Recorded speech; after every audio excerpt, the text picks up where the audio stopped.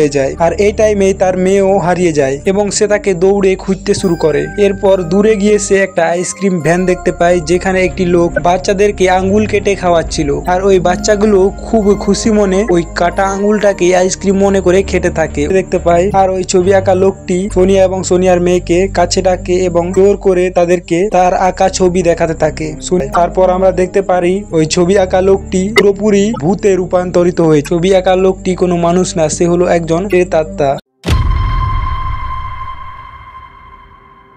এই গল্পটা শুরু হয় সোনিয়া নামের একটি মেয়েকে দেখিয়ে। সে অনেক ভয়ানক এক স্বপ্ন দেখে এবং তার চোখ খুলে যায়। সোনিয়া এখানে তার হাজবেন্ড এবং বেটির সাথে থাকতো। তাদের বাড়ি শহরের থেকে অনেক দূরে জঙ্গলের মাঝামাঝি রয়েছে। আর ওই বাড়িটাতে থাকতে সোনিয়ার অনেক ভয় লাগতো, কারণ তার হাজবেন্ড হলো একজন ডক্টর। সকালবেলায় সে বাড়ি থেকে চলে যেত, আর অন্যদিকে ওয়াইলেট মানে তার মেয়ে, সেও স্কুলে চলে যেত। আর এর কারণে সোনিয়াকে বাড়িতে একাই থাকতে হতো, আর একাকিত্বের মধ্যে সে তার জীবনযাপন চালাচ্ছিল। আর এই একাকিত্ব থাকতে থাকতেই তাকে ভেতরে ভেতরে খুঁটখুট করে খেয়ে যায়। রোজকারের দিনের মতো সে তার মেয়েকে স্কুলে ছেড়ে দিয়ে ঘরে চলে আসে। ঘরে যেহেতু একা ছিল, সে অনেক ডিস্টার্ব ছিল। এবার যখন সন্ধ্যা হয়ে আসে তখন বাড়িতে তার হাজবেন্ড এবং তার মেয়ে চলে আসে। আর এখানে আমরা দেখতে পাই সোনিয়ার তার হাজবেন্ড থাকা সত্ত্বেও সে অনেক দূরে দূরে থাকতো, কারণ তার হাজবেন্ড তাকে কখনো সময় দিত না। যেটা দেখে আমরা আন্দাজ লাগাতে পারি তাদের সম্পর্কটা খুব ভালো যাচ্ছে না। আর এগুলো থেকে তার মাথায় কতটা প্রভাব পড়ছে এটা আপনারা হয়তো বুঝতে পারছেন। এরপর তার মেয়েকে দেখি যে কিনা টিভিতে একটি কার্টুন দেখছিল, যেখানে একটি বুড়ি মহিলা মানে ডাইনে বুড়ি একটি লোককে সুন্দর একটা ফল দিচ্ছিল, কিন্তু ওই ফলটা অনেকটাই বিষাক্ত ফল ছিল। টিভি দেখার পর তারা খাবার খেতে শুরু করে। আর খাবার খাওয়ার পর সে তার মেয়েকে ঘুমানোর জন্য নিয়ে যায়। তার মেয়ে তার মাকে বলে, ও মা, আজকের রাতে আমার সাথে যেন ইভা ঘুমায়। তার মা বুঝতে পারছিল না ইভা মানে কে। তখন তার মেয়ে বলে, ইভা হলো আমার বেডের নিচে ঘুমিয়ে রয়েছে। সে যখন বেডের নিচে ঝুঁকি মেরে দেখে তখন সে একটি পুতুল ছানাকে দেখতে পায়। সে তার মেয়েকে জিজ্ঞাসা করে, এই পুতুলটা তোমাকে কে দিল? তার মেয়ে বলে, এই পুতুলটা আমাকে একজন বুড়ি দিয়েছে। তার মেয়ে রেগে গিয়ে তাকে বলে, আমি তোমাকে বারণ করেছি না? অচেনা অজানা লোকের কাছ থেকে তুমি কোনো জিনিসই নিবে না। আর এইসব বলার পর সে ওই পুতুলটাকে নিয়ে চলে যায়। এরপর সোনিয়ার মা সোনিয়াদের বাড়িতে আসে এবং সোনিয়াকে দেখে সে বুঝতে পারে সোনিয়া এখানে ভালো নেই, এবং সে তার মেয়েকে বলে, আমার মনে হয় এই বাড়িতে কিছু তো এমন জিনিস রয়েছে যেটা অনেকটাই খারাপ। এবং তার মা তাকে বলে, সবকিছু ঠিক হয়ে যাবে, টেনশন নেওয়ার মতো কোনো কিছুই নেই। তার কিছুক্ষণ পর সোনিয়ার হাজবেন্ড তাকে বলে, তোমার কি হয়েছে? তোমাকে এরকম আফসোস দেখাচ্ছে কেন? তুমি আমাকে খুলে বলতে পারো। কিন্তু সোনিয়া তাকে কিছু বলে না। সে তার স্বামীর উপর রাগ করে। তার কিছুক্ষণ পর সে চান করতে করতে একটা স্বপ্ন দেখে। সে দেখে সরষা ক্ষেতের মধ্যে সে একাই দাঁড়িয়ে রয়েছে। আর ওই টাইমে রেডিওতে বাচ্চাদের গায়েব হওয়ার খবরই জানানো হচ্ছিল। আর এরপর সে তার মেয়েকে স্কুল থেকে নিয়ে আসছিল বাড়ি। তখন তার মেয়ে তাকে একটা প্রশ্ন করে যে মানুষ মারা যাওয়ার পর কি হয়। সোনিয়া তাড়াতাড়ি তার মেয়েকে জিজ্ঞাসা করে, তুমি এই প্রশ্নটা আমাকে কেন জিজ্ঞাসা করলে? তখন তার মেয়ে জানায়, আমাদের স্কুলের একটি মেয়ে আমাকে বলছিল। তখন তার মা বলে, এইসব কথায় কান না দিতে, আর অজানা মানুষদের সাথে কখনো কথা বলবে না। যাই হোক, এরপর পরের দিনে আবারও আমরা সোনিয়াকে বাড়িতে একা দেখতে পাই। তখনই দরজায় কেউ খটখট করে। সে যখন বাইরে এসে দেখে তখন বাইরে একটি বুড়ি মহিলা ছিল এবং তার হাতে অনেকগুলো ফল ছিল, যেগুলো সে বিক্রি করার জন্য নিয়ে এনেছিল। ওই বুড়ি মহিলাটি বলে, আমি তোমার পাশের বাড়িতেই থাকি। তখন সোনিয়া বলে, আমি এই ফলগুলো নেব না। এরপর ওই বুড়ি মহিলাটি তাকে গালি দিতে শুরু করে এবং তাকে বলতে থাকে, এই ফল খাওয়ার পর তোমার বাচ্চারা অনেক সুখে থাকবে এবং তারা অনেক বছর ধরে বেঁচে থাকবে এই ফল খেলে, কিন্তু তুমি চাও না তোমার বাচ্চারা ভালো থাকুক। আর আচমকা ওই বুড়ি মহিলাটি ভাব চেঞ্জ হতে থাকে। সে আস্তে আস্তে ডাইনি বুড়িতে রূপান্তরিত হতে থাকে। তার ফলগুলো কিরকম কালো কালো হয়ে যাচ্ছে, দেখতেই তো পাচ্ছেন। আর এটা দেখার পর সোনিয়া তার বাড়ির দরজা বন্ধ করে ফেলে। আর এই বুড়ি মহিলাটিকে দেখে আমরা ওই টিভিতে দেখা ডাইনি বুড়ির কথা মনে আসছে। এর পরের সিনে আমরা সোনিয়ার ছোটবেলার একটা সিন দেখি। ছোটবেলায় তার বাবা একটি ফার্ম হাউস চালাতো, আর অন্যদিকে সোনিয়া শুধু বসে বসে ড্রয়িং করতো। সে এমন একটি ছবি ড্রয়িং করছিল যেটা দেখে তার বাবা তার উপর রেগে যায়। এখানে আমরা তার বাবাকে দেখে বুঝতে পারি তার বাবা হলো কোনো ভালো মানুষ নয়। সোনিয়ার বাবা সোনিয়ার উপর সবসময় অত্যাচার করতো, সাথে তাকে মারধরও করতো। প্রতিবার সে সোনিয়াকে ফার্ম হাউসে কাজ করাতো। এরপর সিন কাট হয়ে বর্তমানে আসে এবং সোনিয়ার মাকে আমরা দেখতে পাই, যে কিনা অনেকটাই বুড়ি হয়ে গিয়েছে। বাট তার মা তার বাবার মতো ছিল না, সে তাকে অনেক ভালোবাসতো এন্ড সাপোর্টও করতো। তাদের বাবা যতদিন বেঁচে ছিল তাদের জীবনটা নরকের মতো ছিল, এবার সুন্দর হয়েছে। এরপর সিন চেঞ্জ হয় এবং সোনিয়া তার বেটিকে একটি ক্যাফেতে নিয়ে আসে। তখন সে খবরে দেখে বাচ্চাদের হারিয়ে যাওয়ার খবর। এরপর সে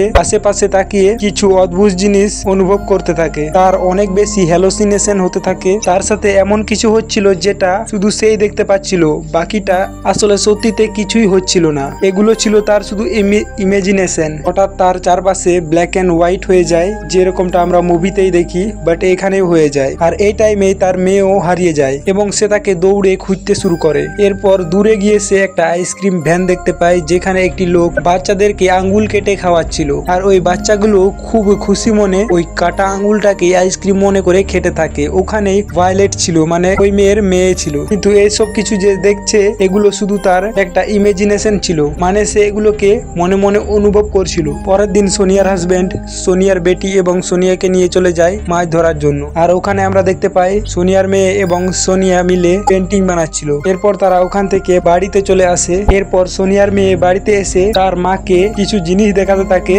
যে জিনিসগুলো হলো পুতুল। ওই পুতুলদের মধ্যে এমন একটি পুতুল ছিল যেটা ডাইনি বুড়ির মতো দেখাচ্ছিল, যে ডাইনি বুড়িটাকে আমরা ফল বিক্রি করতে দেখলাম। আর সোনিয়া দেখে এটা বুঝতে পারে। তারপরের দিন সকালবেলা সে তার মেয়েকে তুলে দিতে যাচ্ছিল, তখন সে রাস্তার ধারে একটি ছবি আঁকা মানুষকে দেখতে পায়। আর ওই ছবি আঁকা লোকটি সোনিয়া এবং সোনিয়ার মেয়েকে কাছে ডাকে এবং জোর করে তাদেরকে তার আঁকা ছবি দেখাতে থাকে। সোনিয়া যখন তার ছবি দেখে, ওই ছবিতে সেই বাচ্চাগুলোই ছিল যে বাচ্চাগুলো কিছুদিন আগে হারিয়ে গিয়েছে। এটা দেখার পর সোনিয়া এবং সোনিয়ার মেয়ে অনেক ভয় পেয়ে যায়। তারপর আমরা দেখতে পারি ওই ছবি আঁকা লোকটি পুরোপুরি ভূতে রূপান্তরিত হয়ে। ছবি আঁকা লোকটি কোনো মানুষ না, সে হলো একজন প্রেতাত্মা। সোনিয়া তার মেয়ে মানে ওয়ালেটকে নিয়ে করেন ওখান থেকে বাড়িতে চলে আসে। কিন্তু বাড়িতে আসার পর সবকিছু শান্ত হয়ে যায়। আমরা দেখে বুঝতে পারি সোনিয়ার একা থাকতে থাকতে এইরকম অবস্থা হয়েছে। তার মানে সোনিয়ার মাথাটা একবারেই ভালো নেই, তার মাথা আসলে খারাপ হয়ে গিয়েছে। এরপর সোনিয়ার হাজবেন্ড সোনিয়ার কাছে আসে এবং তাকে বলে যে তোমার দিন দিন কি হয়ে যাচ্ছে, তোমাকে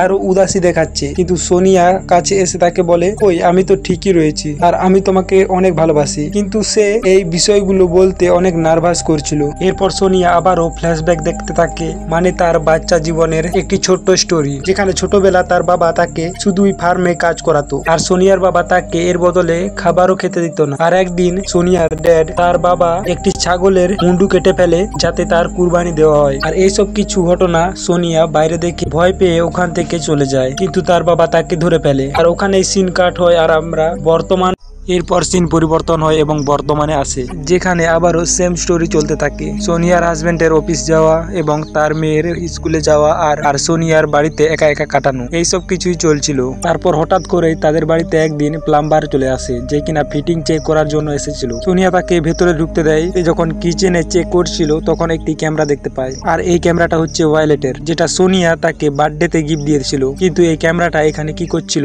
এটাই সব থেকে বড় প্রশ্ন। রাতের বেলা যখন সোনিয়ার হাজবেন্ড বাড়িতে আসে তখন সে তাকে সবকিছু কথা বলে দিতে চায়, কিন্তু সে তাকে কোনো কথাই বলে না। সে উঠে কিচেনে চলে যায় এবং দেখতে থাকে ওখানে ক্যামেরা রয়েছে কিনা, কিন্তু ওখানে তো ক্যামেরা ছিলই না। এরপর সে তার হাজবেন্ডকে দোষারোপ করতে থাকে যে এইসব সেই করেছে আর তার হাজবেন্ডটি এই ক্যামেরাটা নিয়েছে। তার হাজবেন্ড বলে এইসব তোমার মাথার প্রবলেমের কারণে হচ্ছে, তোমার মাথাটা একেবারে পাগল হয়ে গিয়েছে। এরপর সোনিয়া তার মেয়েকে অনেক জোরে জোরে ডাকতে থাকে। তার ডাক শুনে আমরা বুঝতে পারি সে ডিমেনের মতো কাজ করছে। এরপর সোনিয়ার ব্যাক স্টোরি আবারও জানতে পারি, যেখানে ছোটবেলা তার বাবা তাকে ভয় পাওয়ার জন্য একটি ছাগলের মুন্ডু তাকে দেখিয়ে বলে এখানে এই ছাগলের মুন্ডুতে একটি শয়তান বাস করেছে, আর সেই ডিসাইড করবে আজ রাতে তুমি এখানে থাকবে নাকি বাড়িতে যাবে। যদিও বা তার বাবা তাকে ভয় দেখানোর জন্য এইসব করছিল, কিন্তু আমরা তো সবাই জানি যে বাচ্চাদেরকে আপনি যেটাই শিখাবেন সেটাই তারা ভাবতে চলে যাবে। তাই সোনিয়াও ওই ছাগলের খোপড়িটাকে সে ভয় পেতে শুরু করে। আর এরপর ওই ছাগলের খোপড়িটাকে তার বাবা ওই ফ্রামেই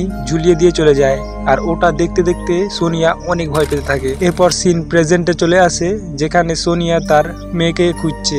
সে তাকে গোটায় খুঁজে বেড়াচ্ছে কিন্তু কোথাও খুঁজে পাচ্ছে না। সোনিয়া তাকে জোরে জোরে আওয়াজ দিচ্ছিল কিন্তু সে আসছিল না। তখন সোনিয়ার হাজবেন্ড বলে, সোনিয়াকে ভুলে যাও, কারণ সে মারা গিয়েছে আর আমাদের কাছে সে কখনোই আসবে না। এর মানে আমরা প্রথম থেকে যে জিনিসগুলো দেখে আসলাম এগুলো সবকিছু সোনিয়ার মাথার প্রবলেমের কারণে হচ্ছিল। আসলে ওখানে তো সোনিয়ার মেয়ে ছিলই না, শুধু সে ইমাজিনেশনে তার মেয়েকে শুধু দেখতে পেত। এবার আপনাদের মনে কোশ্চেন হতে পারে যে তাহলে তার মেয়ে কোথায় গেল? আসলে সোনিয়ার মেয়ে অনেকদিন আগেই ওই বাচ্চাদের সাথে সাথেই মিসিং হয়ে গিয়েছিল, মানে হারিয়ে গিয়েছিল। আর সোনিয়া শুধু ইমাজিনেশনে তার মেয়েকে দেখতে পেত, যেটা এক ধরনের পাগলামি আমরা বলতে পারি। আর এইটা উৎপন্ন হয়েছে শুধুমাত্র তার একাকিত্ব থাকার মধ্যে। তো যাই হোক, এই মুভিটা কেমন লাগলো আপনাদের অবশ্যই কমেন্ট করে জানাবেন। আর আপনি কোথা থেকে এই ভিডিওটা দেখছেন সেটাও কমেন্ট করবেন। আর হ্যাঁ, আরো একটা ভিডিও স্ক্রিনে ভেসে উঠেছে, ওটাও আমার ভিডিও, দেখতে পারেন, অবশ্যই আপনাদের ভালো লাগবে।